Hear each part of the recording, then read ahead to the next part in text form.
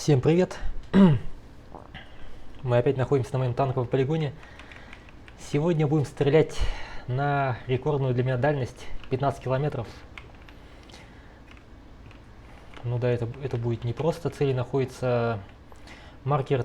Я поставил для себя маркер, как бы не маркер, а вот получается цели находятся примерно там, где вот этот дым. На удалении 15 километров. Стрелять будем, значит, с танков Т-90 и Т-80, скорее всего. Я не знаю пока, сколько понадобится снарядов, чтобы попасть в цель. Но попасть я сегодня точно смогу. Так, вот он, танк Т-90.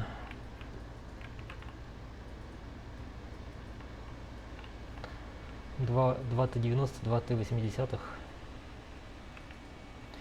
У них баллистика орудия, у них одна и та же. Боеприпасы будем использовать подкалиберные.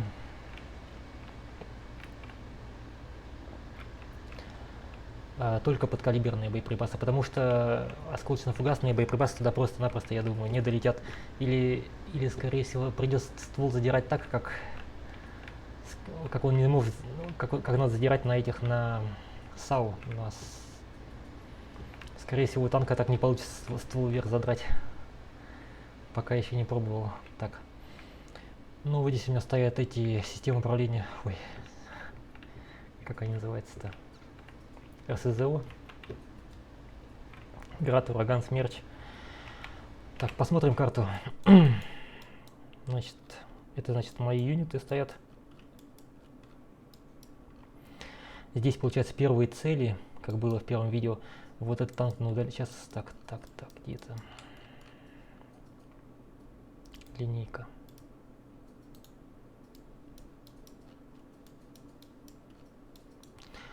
Так, вот первый танк стоял на удалении 5,3 километра, второй танк был на удалении 5,6. Угу. Тут дальше стоят танки на удалении 6, 7, 8 километров. Здесь стоят две вертолетные площадки. Но это так, на всякий случай.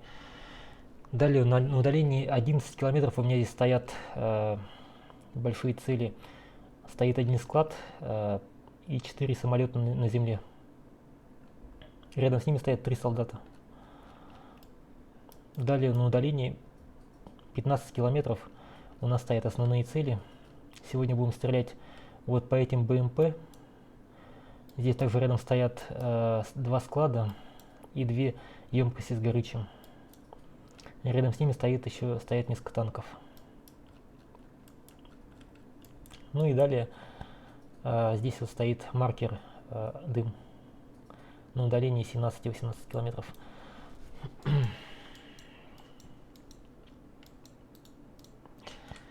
Так, теперь пересаживаемся в танк.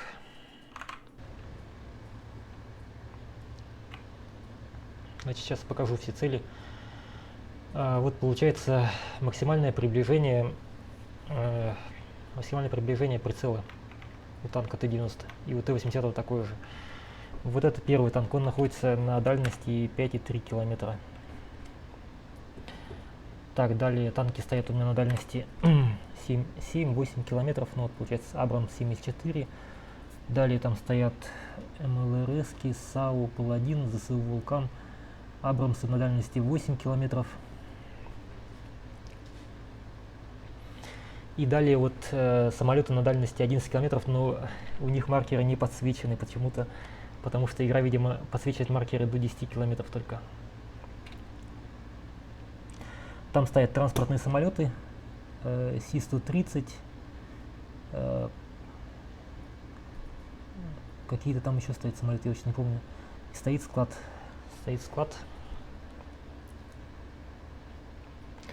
Далее, вот наши основные цели стоят на дальности 15 километров БМП, группа целей.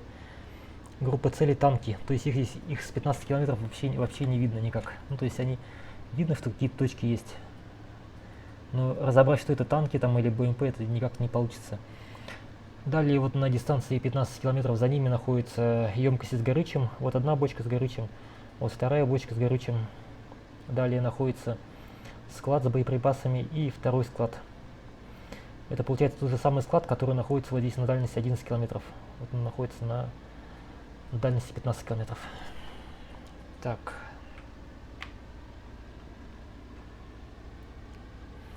Ну вот общий обзор.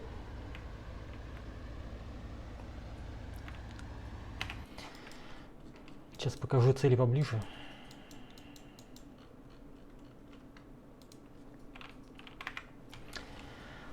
Вот, в общем-то, цели БМП, основные наши цели.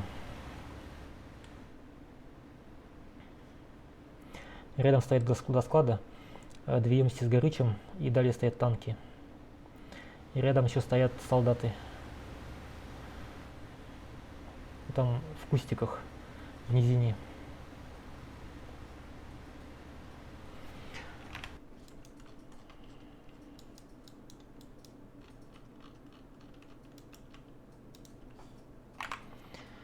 Вот, чтобы вы себе примерно представляли, как долго снаряды будут лететь до этих целей. Давайте сейчас сделаем обзор с помощью ракеты на этих.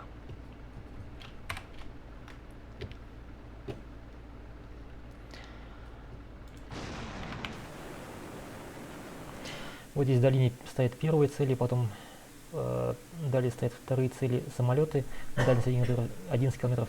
И третья группа целей, это наша основная группа целей, стоит на дальности 15 километров.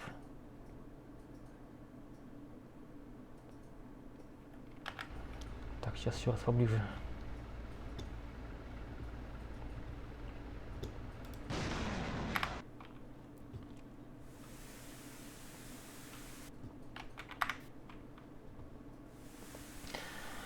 Так, вторая группа целей, и вот она, третья наша группа целей, основная, на дальности 15 километров находится.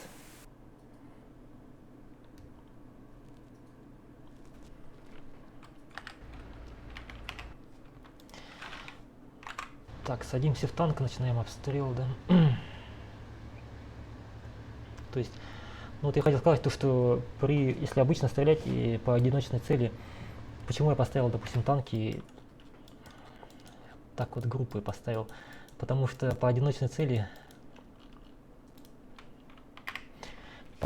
попасть, скорее всего, вообще никак не получится с 15 километров.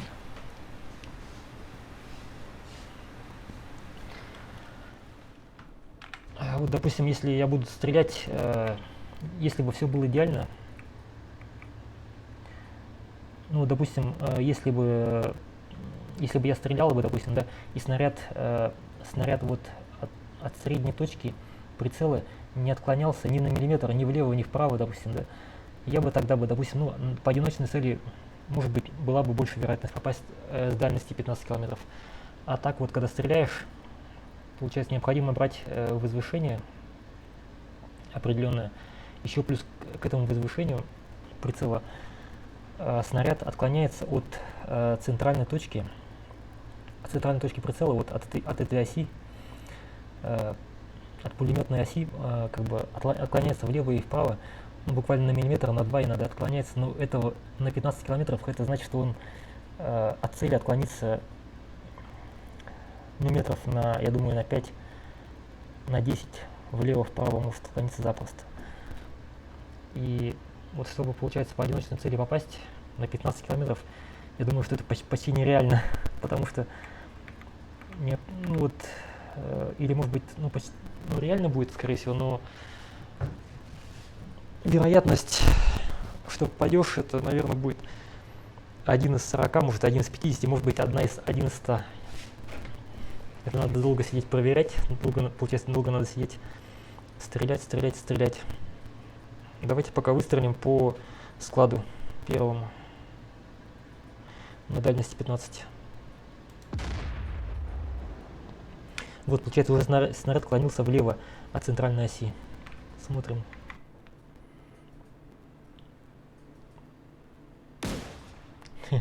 Недолет получился.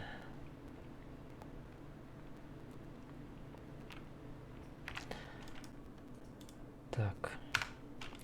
Ну вот этот склад стоит. Сейчас еще раз выстрелим.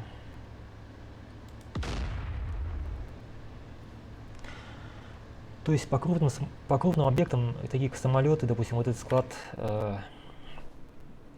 большие самолеты, склады, скопления техники, по ним можно попасть с 15 километров. Я думаю, даже с 20 можно попасть. Вот у меня сейчас, получается, попадание было, но почему-то никак не отреагировал, не загорелся, ничего. Интересно. Давайте выстрелим по бронетехнике. Здесь у нас стоят легко бронированные цели. Это в основном БМП, БТРы. Сейчас выстрелим туда по ним. В прицеле они почти не видны. То есть видно вот это вот пятно темное. Это наше скопление бронетехники. А так одиночную цель, мне кажется, разглядеть с такого расстояния практически будет невозможно. Стреляем.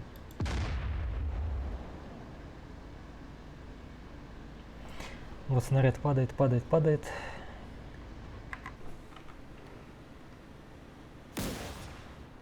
Да, был недолет. Ну давайте еще раз выстрелим.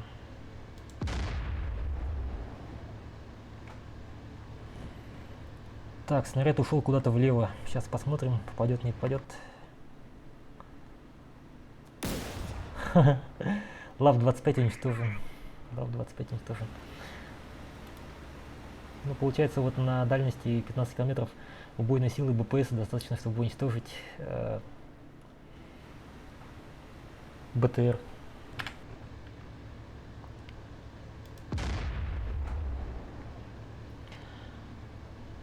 Так, ну этот снаряд немного отклонился вправо. Посмотрим, куда он пойдет.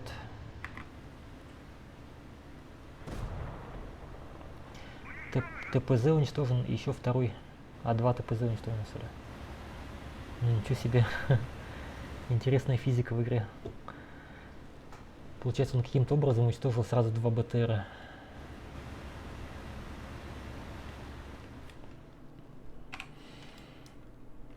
И повредил еще один, третий, что ли. Или подождите-ка, что он?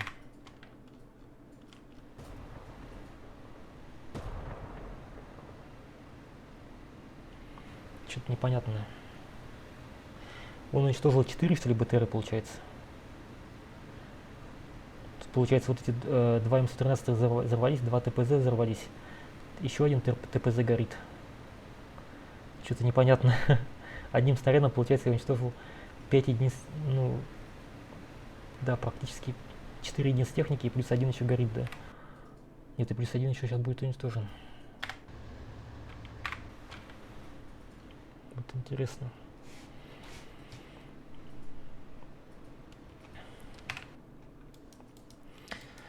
Так, ладно, самое главное, я хотел вот что проверить. У нас здесь стоят танки Абрамс на дальности 15.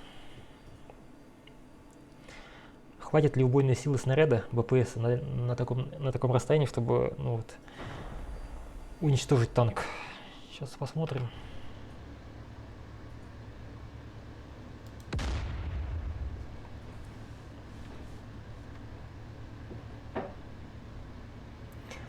Так, снаряд падает. Вперед.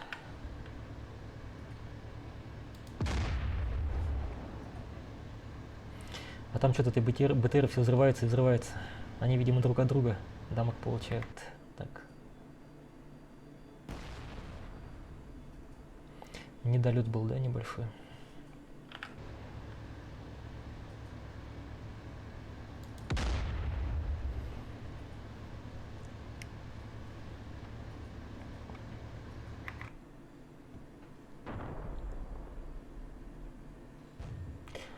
Так, попадание было в танк. Смотрим на карте, смотрим. Попадание было, вот, по-моему, в этот, да. Последний танк второй линии. Но с ним ничего не произошло. Так, надо бы еще раз выстрелить туда.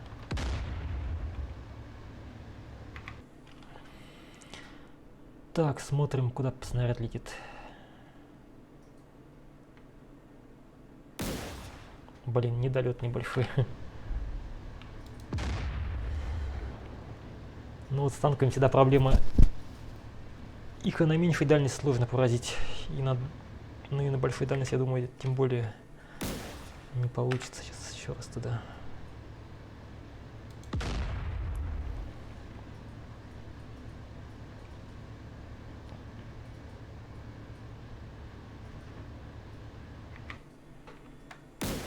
Так, попадание было вот в этот вот. По-моему, третий слева. Самый задний танк. Посмотрим. Никакого повреждения нету. Интересно.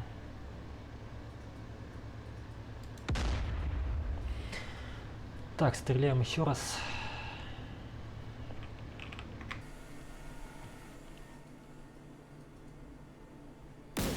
Недолет. Так, ладно, он перезаряжается сейчас. Так, что у нас с этими, с БТРами? БТРы почему все взорвались? Раз, два, три, четыре, пять БТРов взорвалось.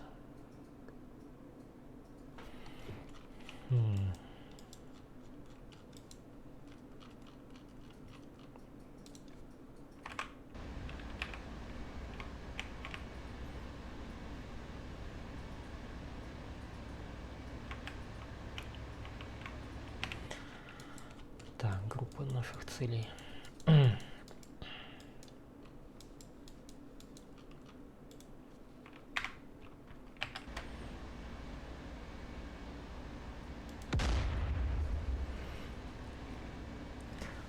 Вот сейчас снаряд вроде летит ровно по черте вертикальной. Так. Перелет. Ага.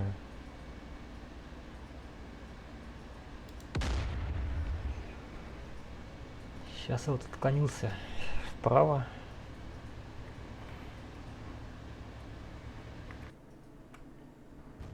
Попадание в первый танк, ой, в первой линии, танк первой линии. Так, крайне правый. Смотрим, никакого повреждения нет. Угу. Ну, значит, что на такой дальности БПС уже не может пробить лобовую броню. Кстати, вот надо было проверить еще на боковой броне. Блин, между танками засадил.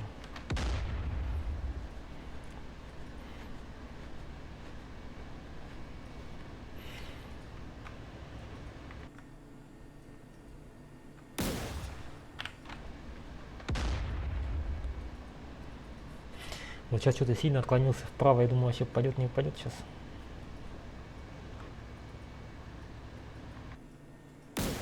Блин, перелет сильный.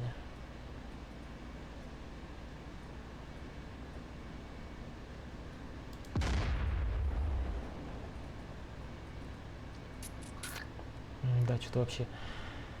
То ли ветер влияет, то ли что, непонятно. Скорее всего, ветер. Недолет.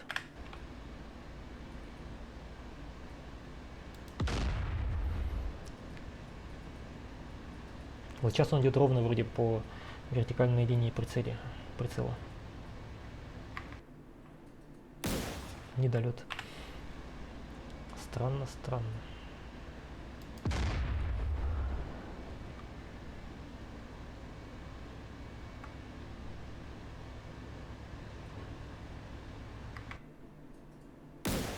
Перелет. Да, что с ним делать-то? Сейчас уклонился вообще влево.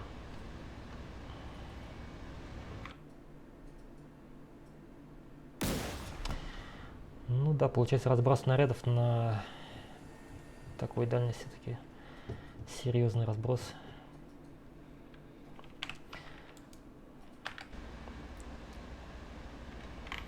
Ну-ка, пока пересесть в другой, что ли, танк.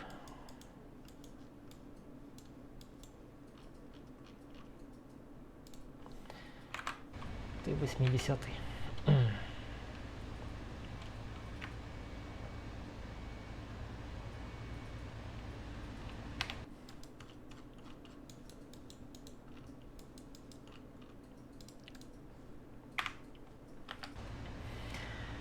Вот получается, как я пристрелялся на дальности 15 километров, я вот понял, что снаряд отклоняется вниз, вот ровно до верха буквы П на линии, на пулеметной вертикальной шкале прицела. И вот получается, я совмещаю вверх буквы П с группой целей и стреляю. А вот сейчас снаряд ушел вообще влево куда-то.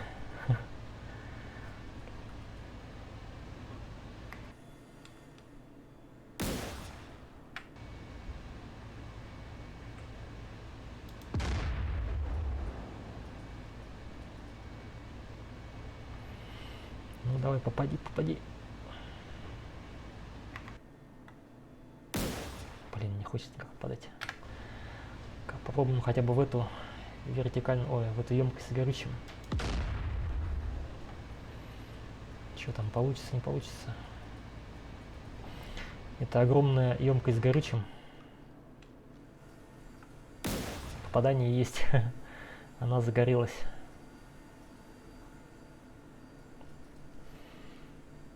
Вот.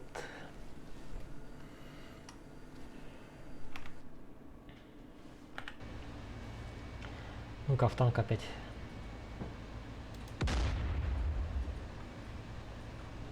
Блин, опять куда-то ушел не туда снаряд.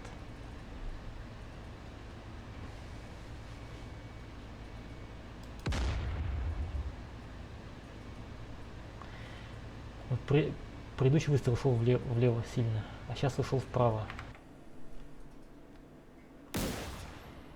Как это объяснить-то можно?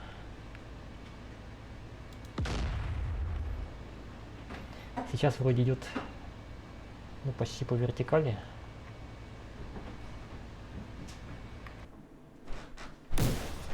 Блин. И попал, самое главное, в этот промежуток между танками. Ну, в общем-то, я выяснил, сейчас самое главное, что для меня стало понятно, то, что на такой дальности вот лобовая броня танка не пробивается бронебойным подкалиберным снарядом. Но на такой дальности вполне можно стрелять по большим целям, такие как здания, получается, или самолеты на земле.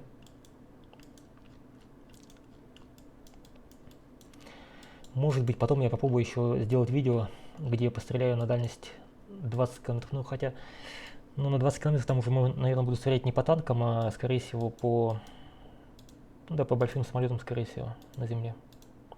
Попробую пострелять. Ладно, спасибо за просмотр. Всем удачи, пока.